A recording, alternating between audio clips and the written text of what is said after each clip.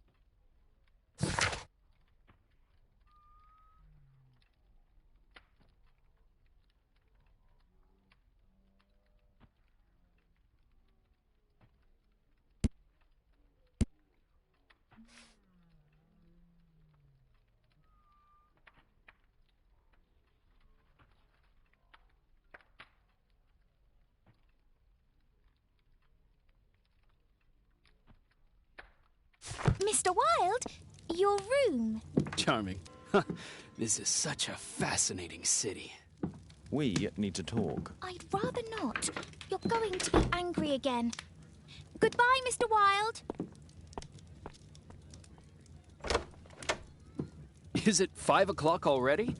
I think I might go and ask Mrs. Hudson for some tea.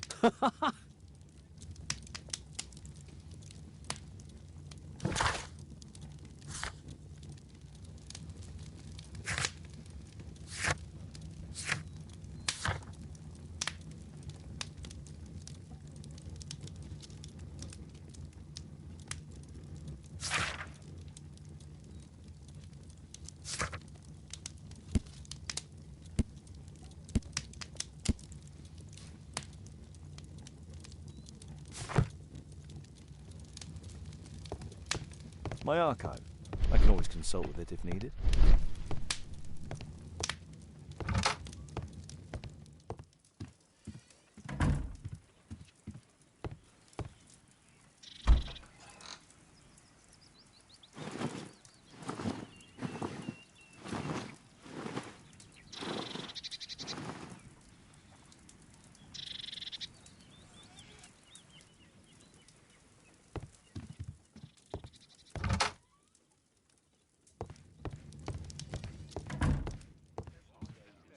My analysis table.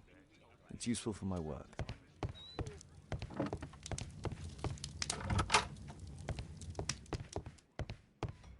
Oh, Wilde's already making himself at home.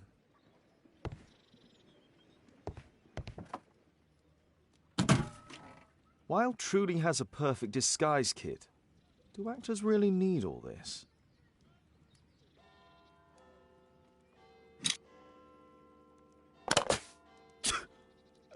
Face powder of an excellent quality.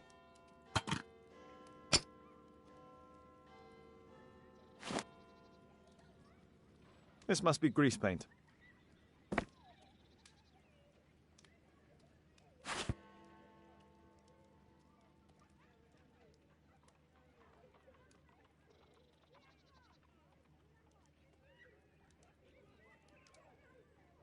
I use the same brushes for makeup. I forgot my hat. Father? I'm just checking, You've got something on your face. Is it makeup? It might be. Practicing my disguises, you know me.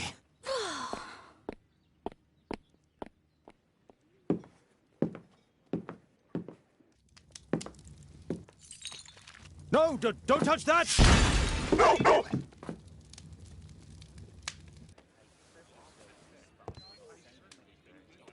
Ah, Mrs. Hudson, with our tea.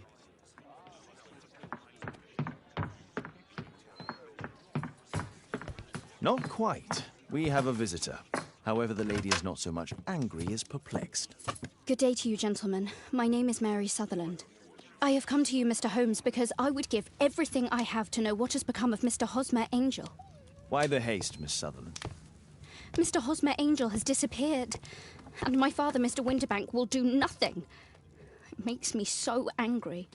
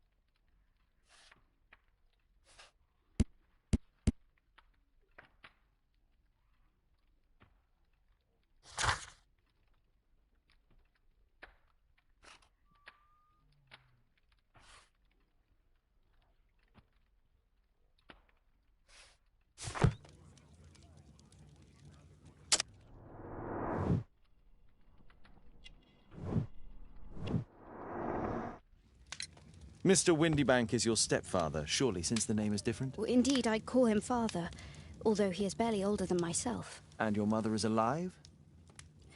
Oh, yes, although I wasn't best pleased when she married again, and so soon after father's death, and to a man so much younger than herself. What is your connection with Mr. Hosmer Angel? I met him at the gasfitter's ball. Mr. Winterbank did not wish for me and Mother to attend. He never did wish us to go anywhere, but this time I was quite set on it. Fortunately, he left for France upon some business, and so didn't have any say in it. And I met Mr. Angel that night. We met again after that and would take walks together. But then Father returned, and we could no longer meet. Why was your stepfather against your going anywhere? Well, he didn't like anything of that sort.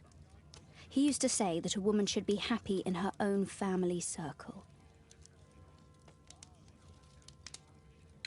Did Mr. Hosmer Angel make no attempt to see you? Well, Father was going off again in a week. And Hosmer wrote and said that it would be better for us not to see each other until Father had gone. After that, he stopped writing. Were you engaged? Oh, yes, Mr. Holmes. Right after the first walk that we took. Where does Mr. Angel live? I don't know exactly. I address all of his letters to the Leadenhall Street Post Office for collection. Do you have your own income? I do, from an inheritance. It was left to me by my Uncle Ned in Auckland. Then you have all that you could wish for, naturally. Well, I live at home and don't wish to be a burden to my family, so they have the use of the money. Is there anything else that you can tell me about Mr. Angel? He is a very shy man. He would rather walk with me in the evening, so as to be discreet. I put a missing persons notice in last Saturday's Chronicle. Here's a copy, and a letter from him. Haha, a love letter. Yes, I see. As I anticipated, this validates my deductions perfectly. What deductions, Mr. Mr. Wilde. Holmes, tell her.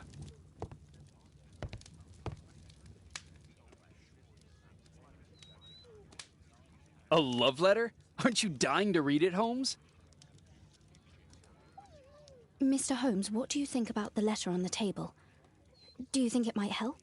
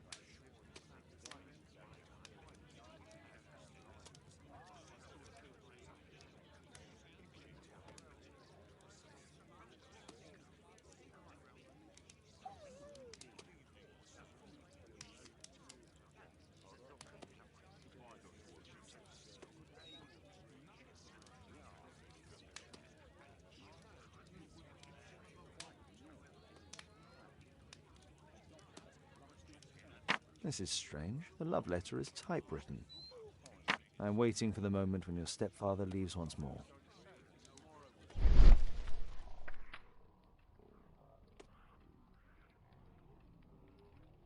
Good quality paper, quite smooth.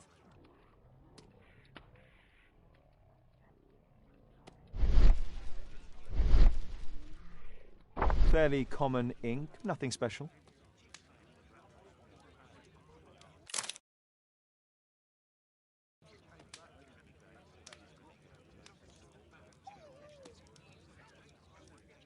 We had a wonderful time together, didn't we, while your father was in France? Miss Sutherland only met with Hosmer Angel while the stepfather was absent.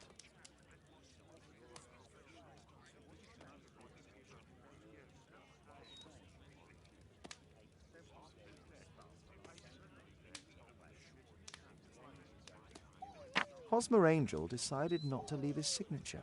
Let's study this letter more closely.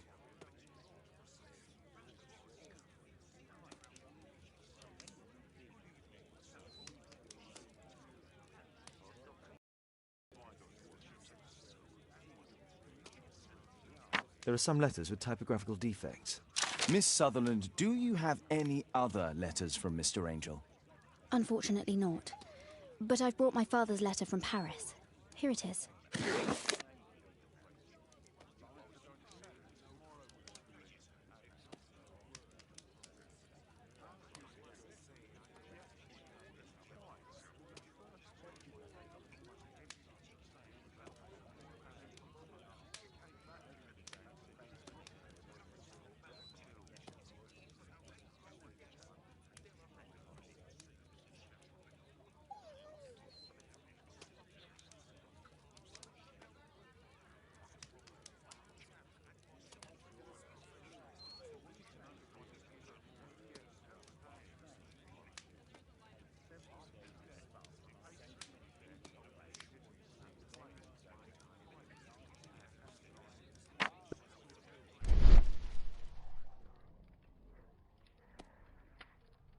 Quite common paper with a light yellow tint. Fairly common ink, nothing special.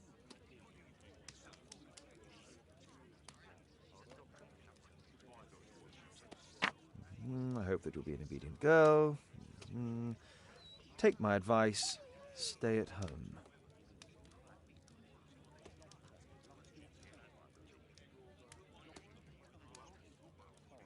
Miss Sutherland's stepfather's signature. The stepfather is trying to keep the daughter at home. Let's study this letter more closely.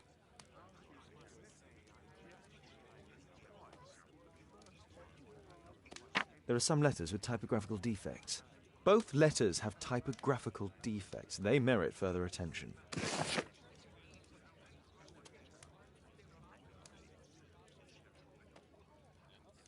This letter has a defect.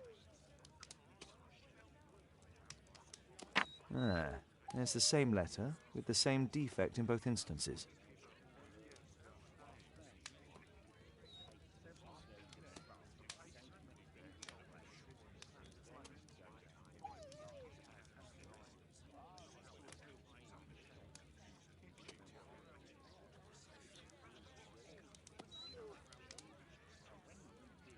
One more letter with a defect.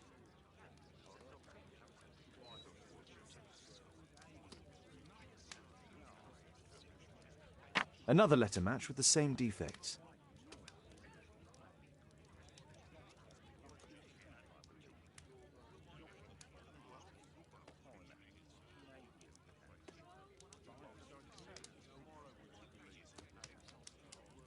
One more letter with a defect.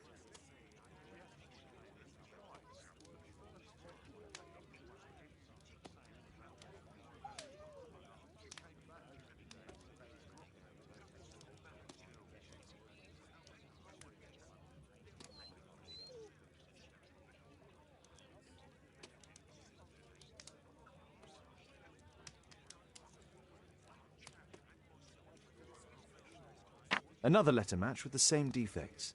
So, based on the specific defects, we could say that these letters were composed on the same typewriter.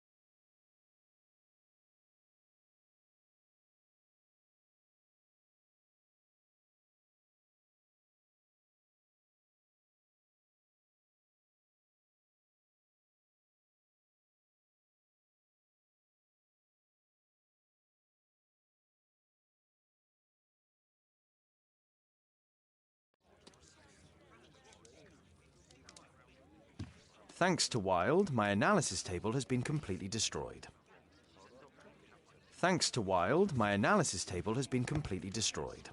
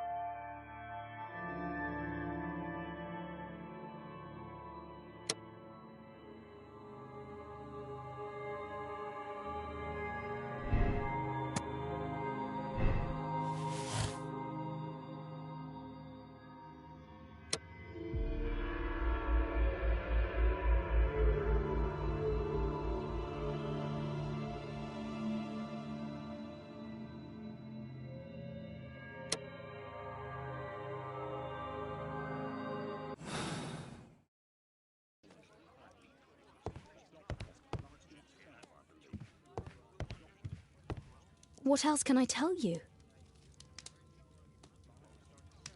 I think this case is fairly obvious, don't you, Mr. Holmes? My archive. I can always consult with it if needed.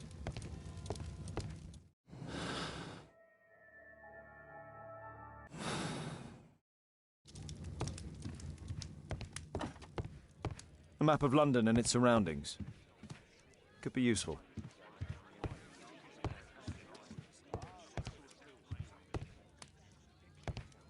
What else can I tell you?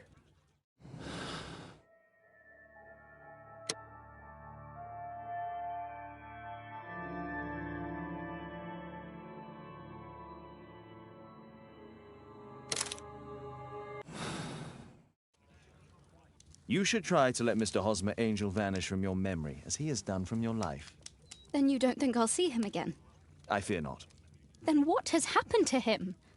Your stepfather married your mother for her money, and also enjoyed the use of your income. But with your personal advantages, it was clear that you would not remain single for long, even with him keeping you at home. He disguised himself and reappeared as Mr. Hosmer Angel. He brought you as far as the church door and then conveniently slipped away, to bring you to this conclusion in such a dramatic manner that it would leave a permanent impression upon your mind. You have been cruelly tricked, Miss Sutherland. Oh, Mr. Holmes. No, I can't believe it. But we were engaged. Oh, it's horrible to think about. But thank you for all you have done, Mr. Holmes. Holmes, you could have been more diplomatic.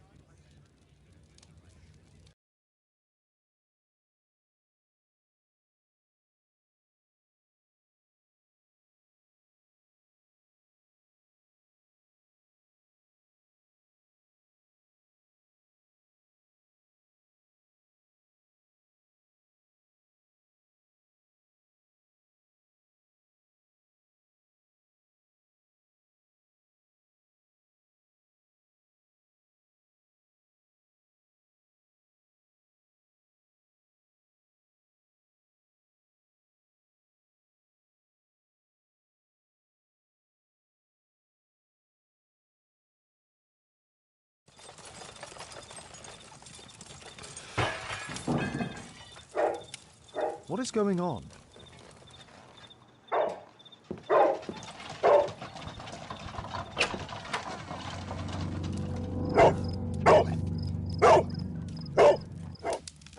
Mr. Holmes, is everything all right?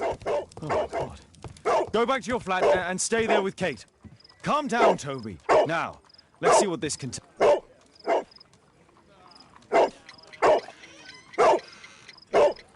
It's ticking.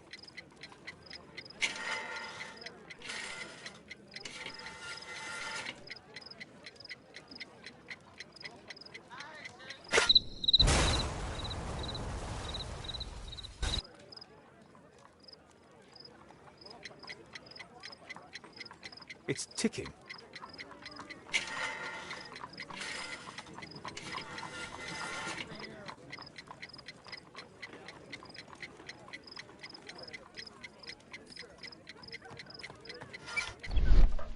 I see wires inside. They could be connected to the cover.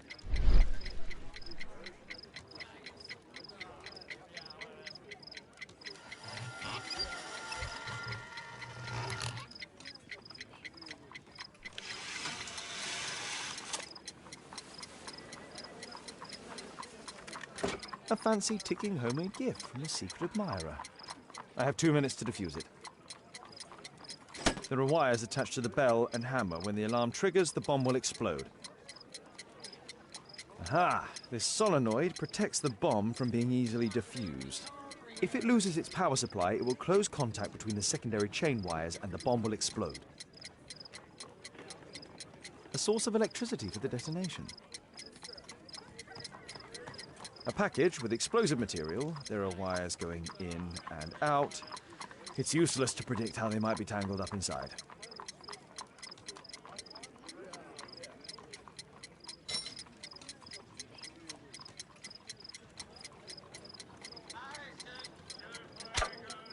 Whew.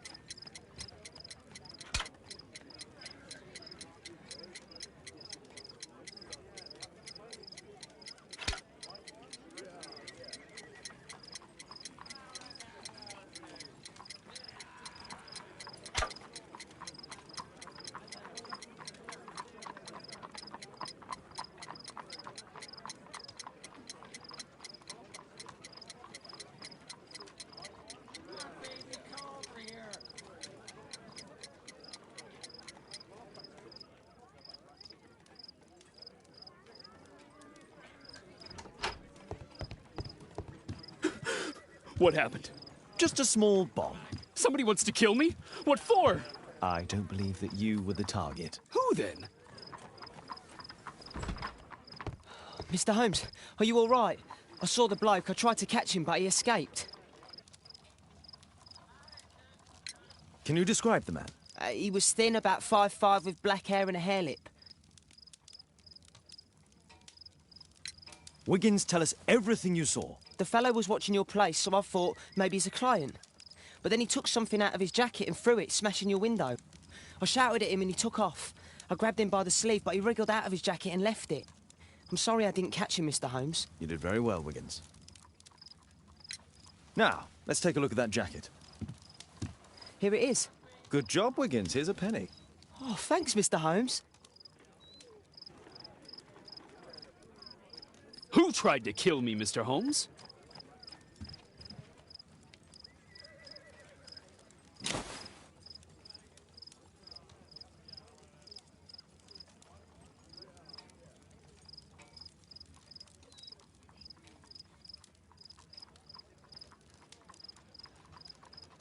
JT are the owner's initials.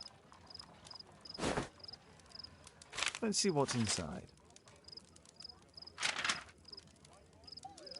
There could be a hidden message that's been written with some lemon juice. No, don't touch anything else.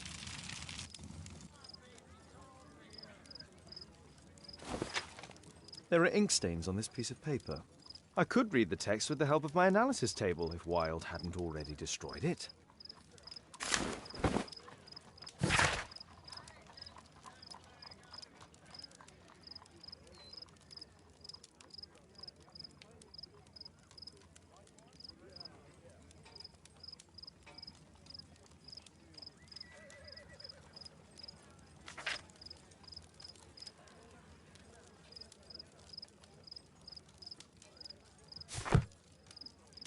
A poem. But what does it mean? This isn't a poem. It's a song called Rally Mohawks. That great moment when America rebelled against England's dominance. Then rally, boys, and hasten on to meet our chiefs at the Green Dragon. And I bet they hoisted a tankard of ale and invented a new nation. Along with deciding if this was the week they got to dump some tea into yon harbor. Why ever did he keep such a song in his pocket?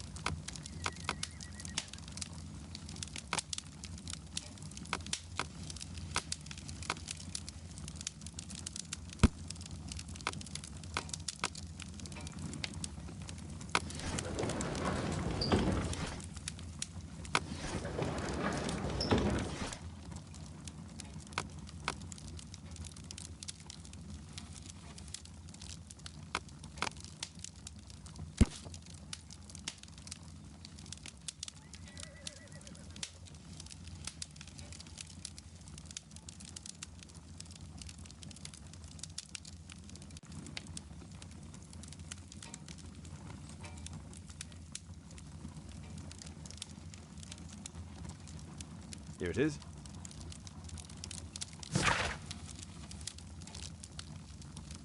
That's all I can do for now. Let's try and get a few hours of sleep. How can you sleep when there is someone trying to kill me? How selfish.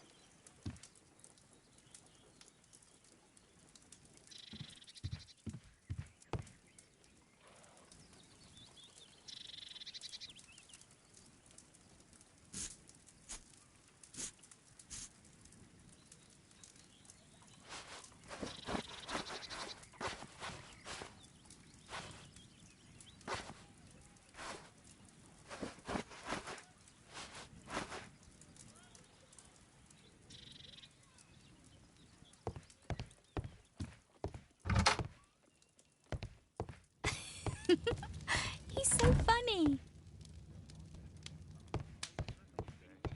Thanks to Wilde, my analysis table has been...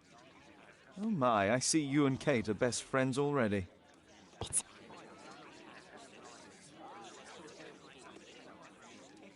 Did you sleep well, Kate? Very well, thank you, Father. Is that Wilde? Whatever is he doing now? He's transforming you into a legend. Oh, silly man. Kate, what's the matter? Well, I just came by to tell you that I'm going to the zoo with Alice. We'll be having lunch in town. That's kind of her, but I'd rather you didn't take advantage of her generosity. It's my birthday today, Father.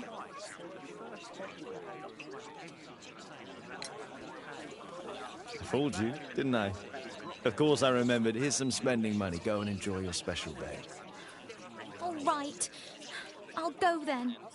Kate. You never do anything right. All right. Come here. I've had enough of you not caring about me. I do care.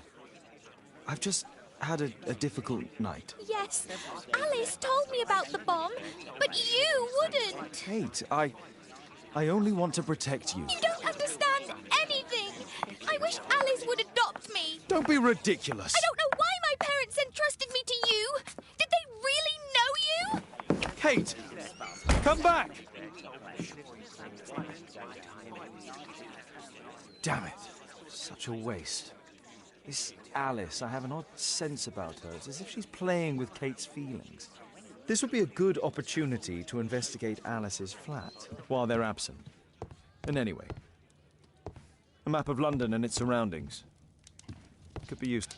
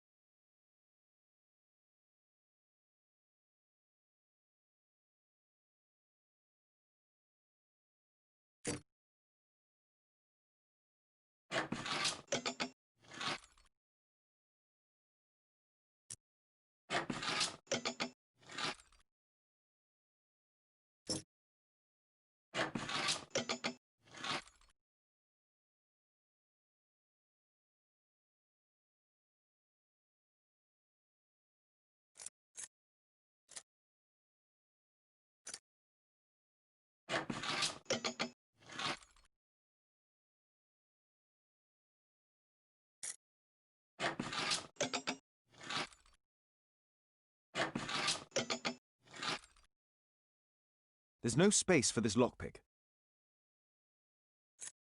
There's no space for this lockpick.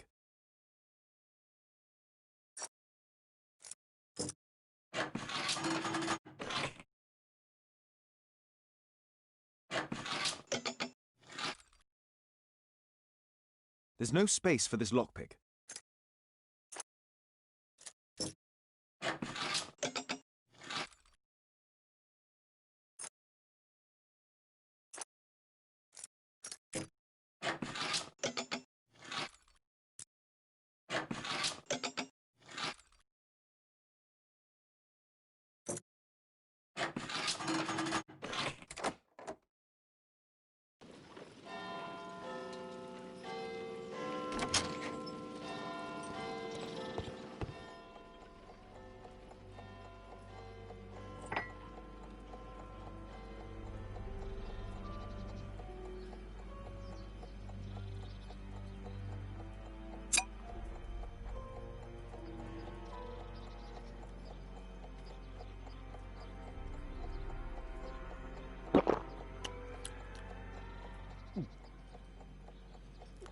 It has a bitter taste.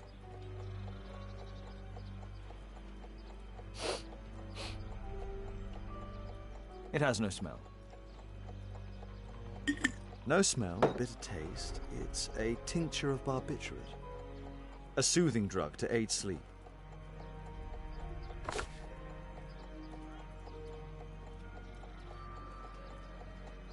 Alice prepared a gift for Kate. She remembered her birthday. Well, women are good at that sort of thing.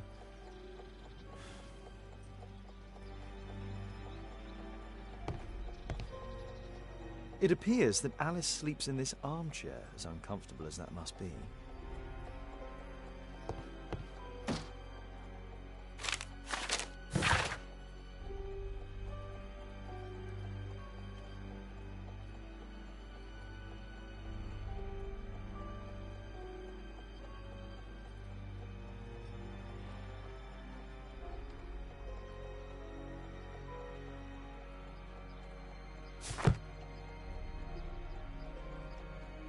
Alice has recently used this.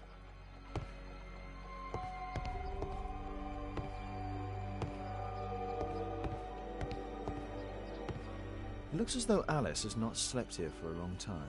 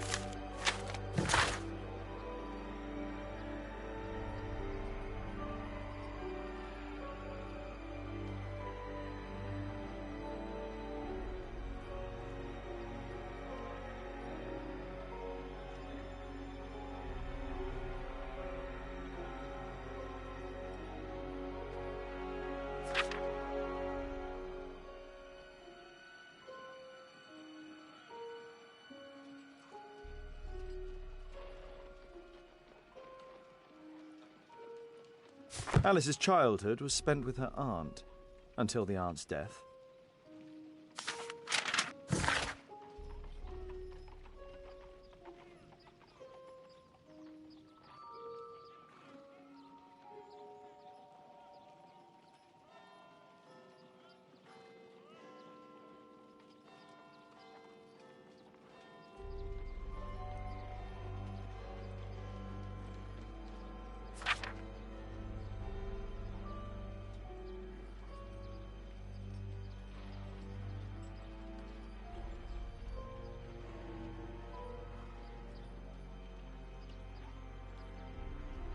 Alice was unhappy with all of her adopted families.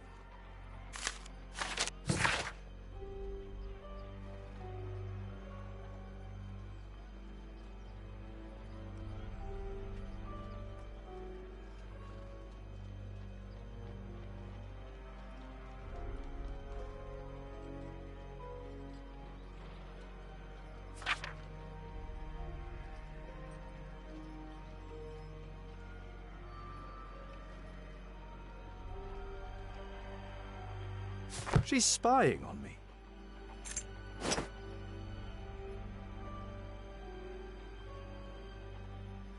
A phonograph cylinder.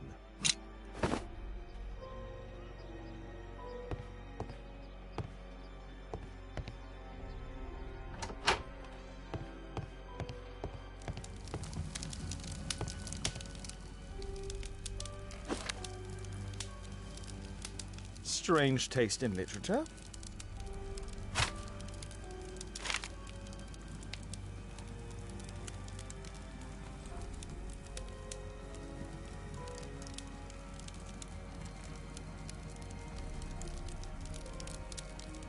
Her full name is Alice Floella Hamilton.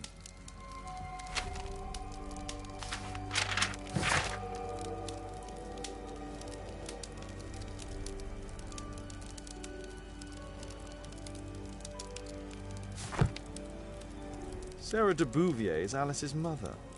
Alice used her mother's name to lease the flat.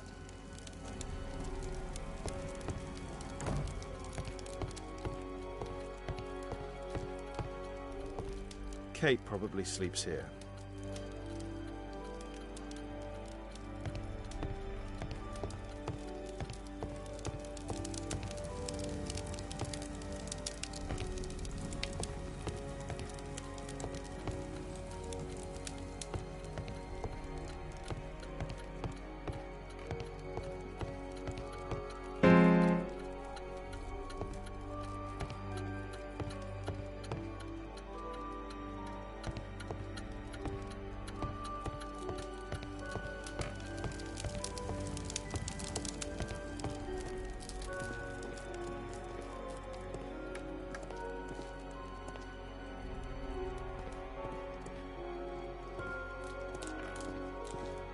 This lock is quite new.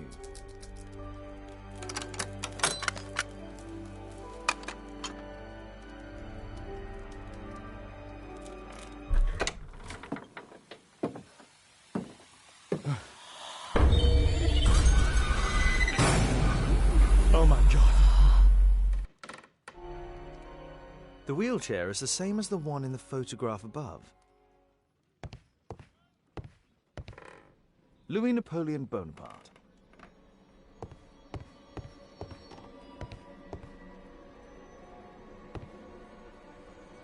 Charles Darwin, English naturalist and geologist.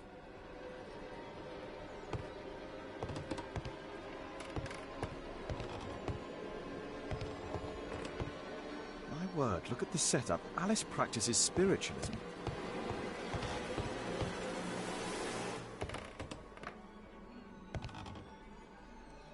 Abraham Lincoln.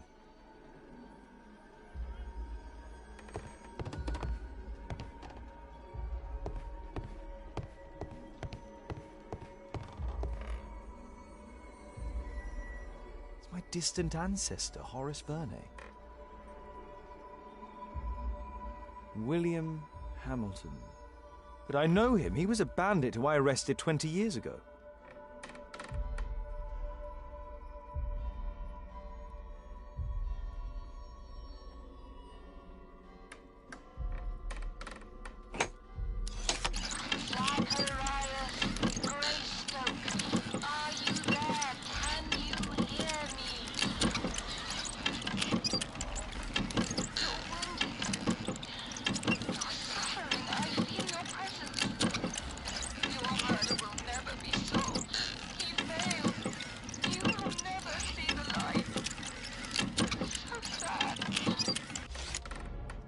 Alice knows about Zacharias Greystoke, the victim from the bowling club.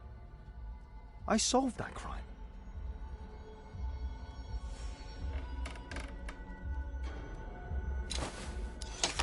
William Hamilton, are you there? Can you hear me? I wish to hear from you. Daddy, I'm so glad to hear you. Daddy, talk to me, please. Don't leave me alone, Daddy. Oh, no. Alice is talking with her father, William Hamilton.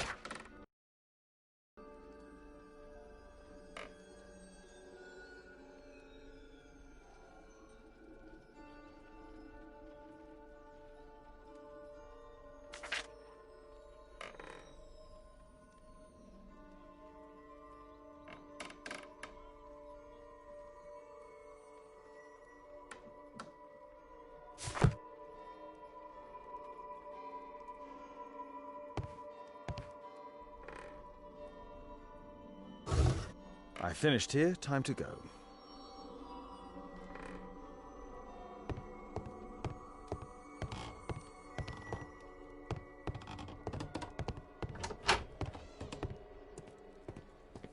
It's shut tight.